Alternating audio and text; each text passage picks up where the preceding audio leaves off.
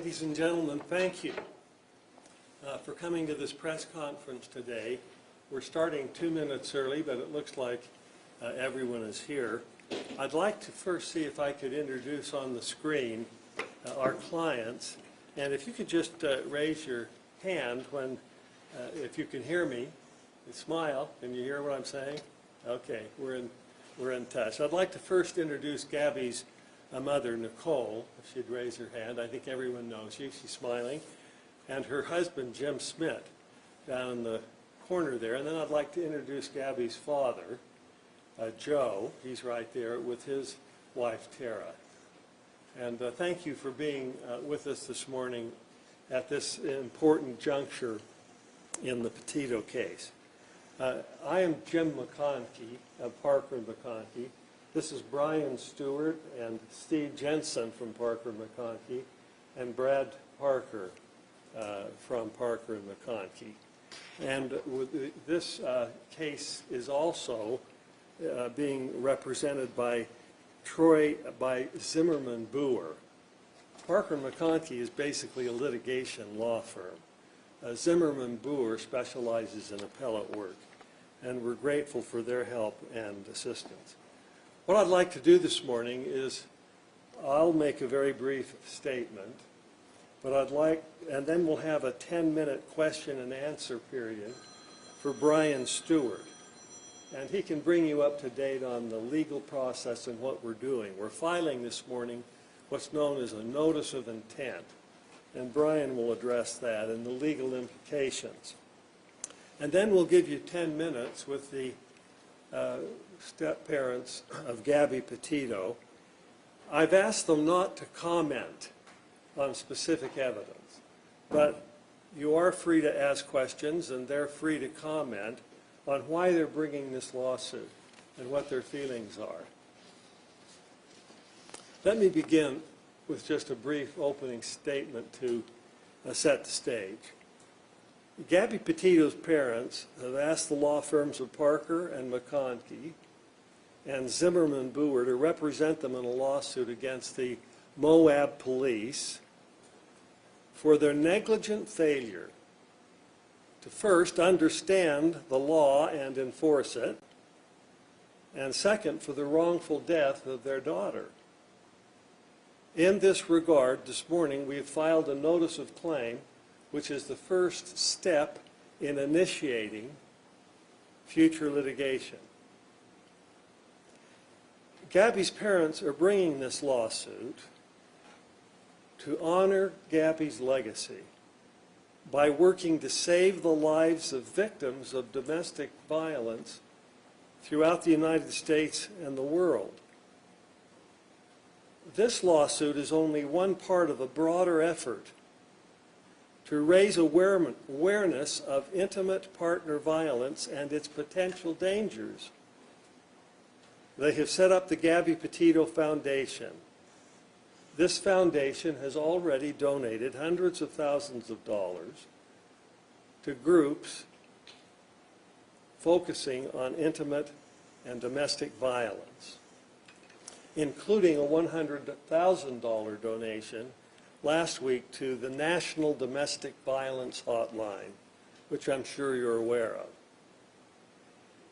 They hope their efforts to help will save lives and give meaning to the senseless, avoidable, and tragic murder of their daughter.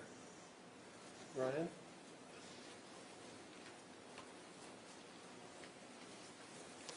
Good morning, and thank you for being here.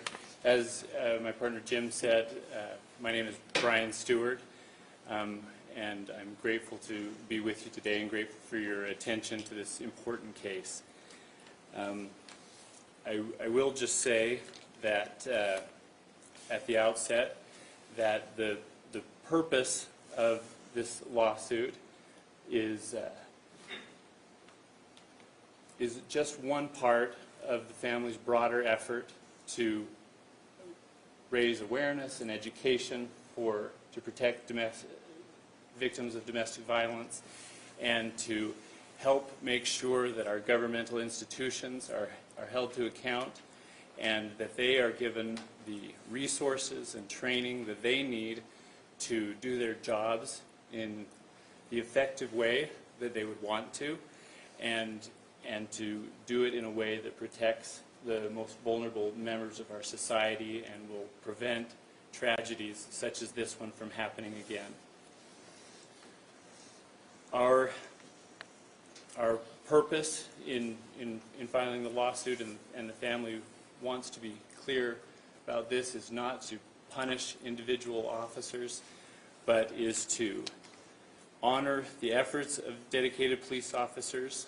And while it is tough to do, we feel a responsibility to support them by demanding that changes needed to help them do their job better will be accomplished. We believe that the only effective way to correct these problems is to hold our institutions accountable for their failures, including in law enforcement. But as we said, this is just part of a larger effort to help other people and other victims of domestic violence understand that there are resources and that there are helps available, and that they can rely on those and rely on the response of law enforcement. The family will tell you, but they, throughout this last year, have been received many messages from victims of domestic violence who have told their stories of how they were inspired to get out of dangerous situations and to protect themselves and to seek out resources. And again, while it is difficult to do these things for the family, they feel a responsibility to honor Gabby's legacy by doing this work.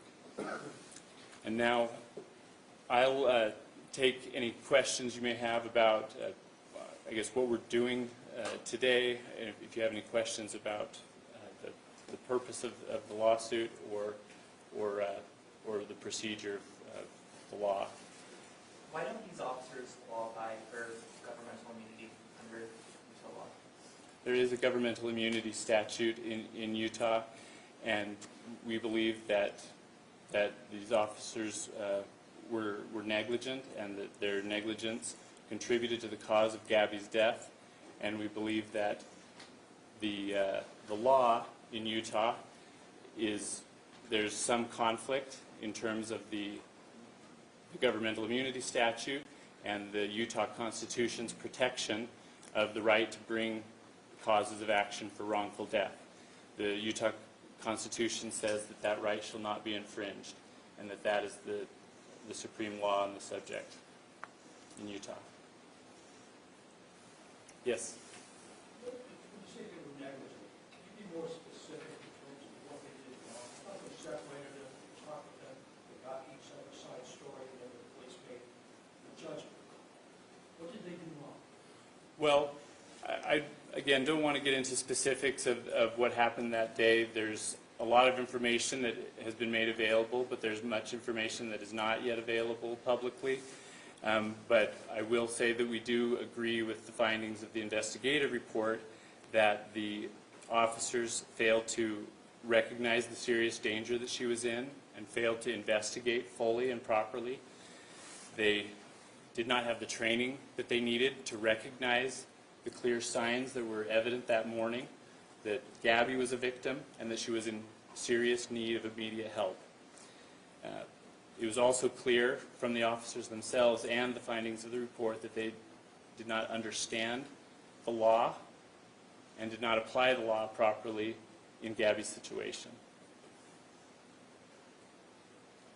Yes? Can you explain what it means to file this notice of intent? In this circumstance, is a lawsuit sure to file, or are you waiting for a response before filing the lawsuit? A notice of intent or a notice of claim is required by the statute in order to bring a case against the government in Utah. That is a precursor to being able to file a lawsuit. That typically happens a year before, or before the year anniversary of a loss. In this case, Gabby's interaction with Moab City Police Department was on August 12th, 2021, and unfortunately the time of her actual death is unknown, but we're filing that notice now to comply with that requirement. The government can reply or not reply, and then after a time period, the plaintiff is allowed to go ahead with making their claim by filing the lawsuit. What is that time period? Well, it depends on whether or not the government responds. Oh. But they have 60 days to respond. If they deny the claim earlier, then the time for filing begins earlier. Is there any evidence known that Moab Police has not released or been brought forward yet that you guys are aware of? I'm not going to comment on more information in terms of the evidence, but the FBI has extensive information that was collected throughout the search for Gabby that has not yet been released, although their investigation has been deemed to be completed. Any others? Okay. Hey, thank you, Brian. And Dick Baldwin, at the end there, came in, and he's the representative from the Zimmerman-Boer law firm. We're glad you're here this morning. Now, if you'd like to ask for just a couple of minutes any questions from the family about why they're bringing this lawsuit and what their feelings are, please feel free to address your questions to anyone on the screen there. Yes? Just for Natalie, I noticed that you're very emotional this morning. What's going through your head? What's kind of the situation you're feeling right now? Nicole, sorry, thank you. That's okay. This is just bringing back a lot of pain. Sorry. We just want to help people, and we're going to do whatever we can. And that's why we're here.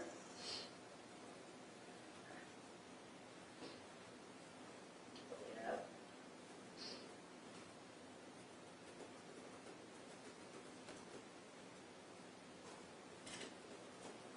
Yes, go ahead. Another one for you, Nicole. You and the Gabby Petito Foundation have spent almost the last year raising awareness of domestic violence and for missing persons. Do you have any message today for people who are victims of these abusive relationships?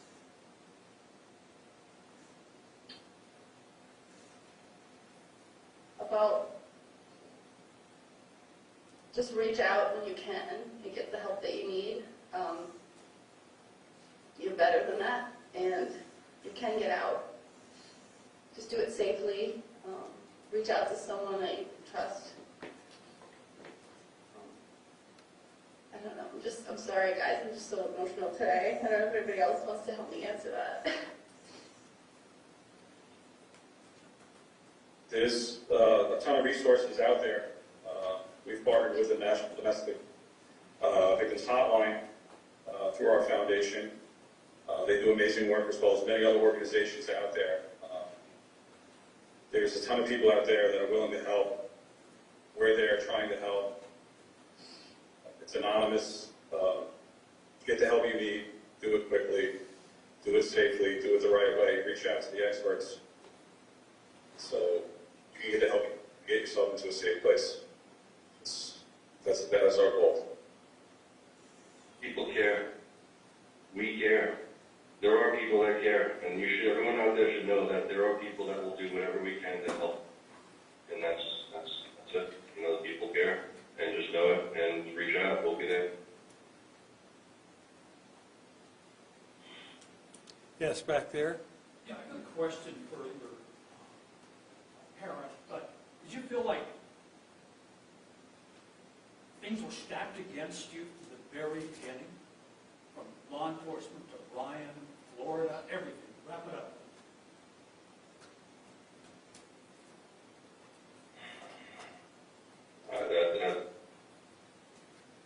What I know is that she's not here. Yeah, so no, I'm not going to answer that, to be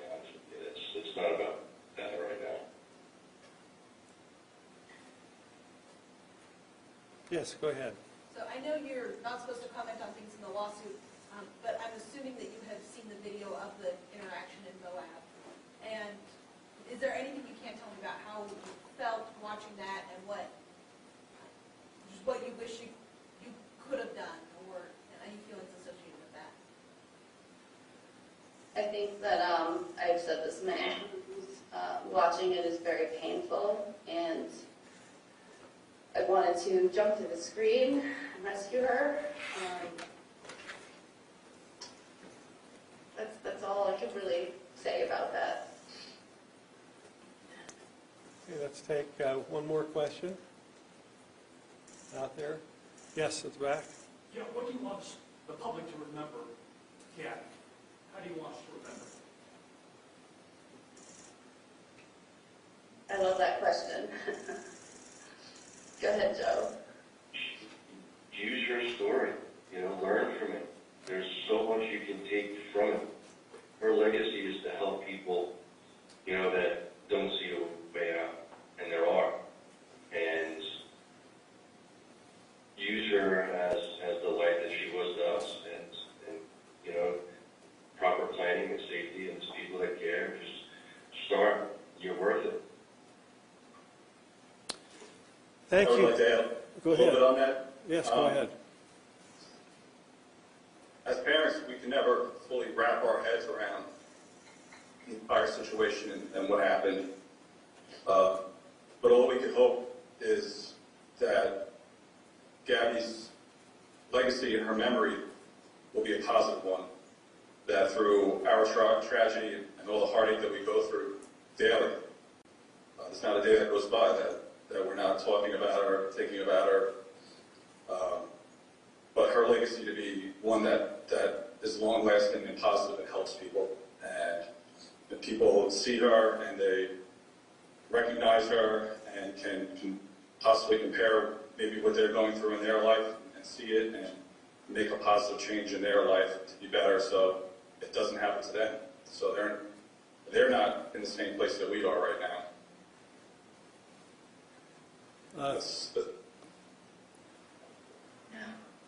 Thank you, Gabby's parents, for being available today via Zoom. We appreciate your presence here. We're honored to file this lawsuit on your behalf and try to bring about justice and meaning in this situation and help others recognize the danger signs and help others see how they can escape from situations that are difficult and tragic.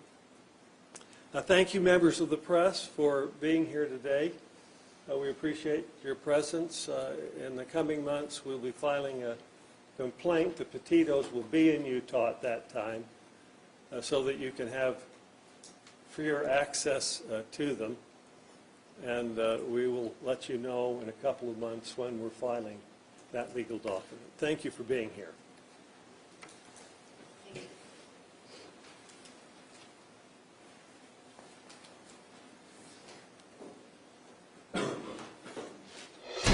Breaking news on WFLA Now. Here's J.B. Buno.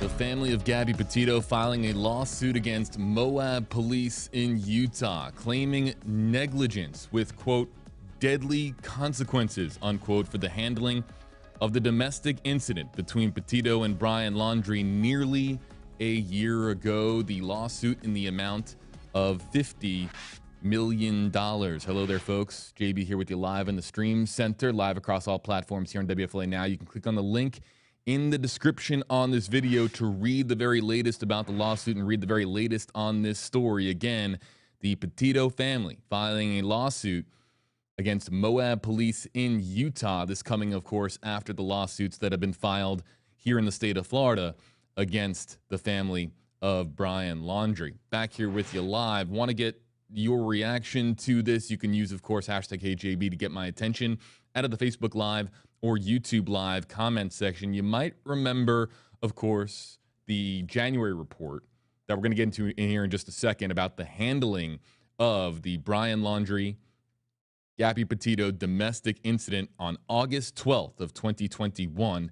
That domestic incident, of course, captured completely on body camera video when police responded to Laundrie and Petito in there, of course, the white vehicle, the white utility van that they were using to travel across the country. Petito, of course, would later die at the hands of Laundrie in a just a tragic event that, of course, Laundrie would claim responsibility for in his notebook that was found at the Carlton Reserve months later. But so much attention has been paid to the response and the handling of that incident by Moab Police in Utah. The lawsuit itself that we're talking about here, folks, it is filed against the Moab City Police Department and several individuals, most of them being high-ranking individuals within the Moab City Police Department. And I want to read the press release that we have here because it kind of lays out exactly why they believe, why the family of Gabby Petito and, of course, their attorneys believe that Moab City Police needs to be held responsible for what happened that day, August 12th of 2021. And it reads as follows. While the full evidence has not yet been made public, when it is released, it will clearly show that if the officers had been properly trained and followed the law, Gabby would still be alive today. Failure to follow the law can have deadly consequences, as it did in this case. Moab City Police have been plagued by high turnover, lack of leadership, and dangerous mismanagement for years. Despite these chronic problems with protecting victims of domestic violence in their community, the Moab City Police Department has neglected its duty to provide the training and resources its officers need to do their job. This is an institutional failure, plain and simple. End quote from James McConkey, one of the attorneys who is working on this case. So again, we've got litigation now in several states, or two states, I should say, rather. In Florida, of course, against Chris and Roberta Laundrie. We now have a separate lawsuit that has been filed in Moab, Utah. We're going to get your reaction, but I want to talk about that January report. And this January report is going to be so crucially important. And some of you might not remember this because it came out right before the FBI's conclusion, their final report on the investigation into Gabby Petito's death. And the January report is significant because it was a review of the handling of that incident, the Moab incident. And it found that police made unintentional mistakes in handling it. And I'll read here as follows from that report. The report filed by a captain with the Price City Police Department to conduct an independent and thorough review of what happened that day, wrote, after reviewing all the information and speaking with the officers, I am confident and comfortable in stating that mistakes that were not made intentionally. The officers did not know what they were doing was wrong at the time, and they did not make the decision to benefit themselves in any way. They both believed at the time that they were making the right decision based on the totality of the circumstances that were presented. A lot happened in the hour-long plus encounter between officers with the Moab City Police Department, as well as right here, Brian Laundrie and Gabby Petito. A lengthy separation was conducted, and ultimately what they decided to do was, rather than take them into Moab, the Moab Police Department, it was to separate them for the night and to have them sleep in separate locations as a way to, in essence, cool off, to allow that separation to perhaps allow the situation to de-escalate to a point where neither of them were in any danger. Of course, it would turn out to be the opposite soon thereafter, because in the days following the incident, the weeks following the incident, Gabby Petito would be murdered. Brian Laundrie claiming responsibility for that murder, again, as a result of manual strangulation in Wyoming. Of course, the story that if you've been here with us on live streams before, you've been following this story so much, and so many of the details have we covered in recent months on WFLA Now. So the very latest on this story you can read on WFLA.com. What we're going to be doing now is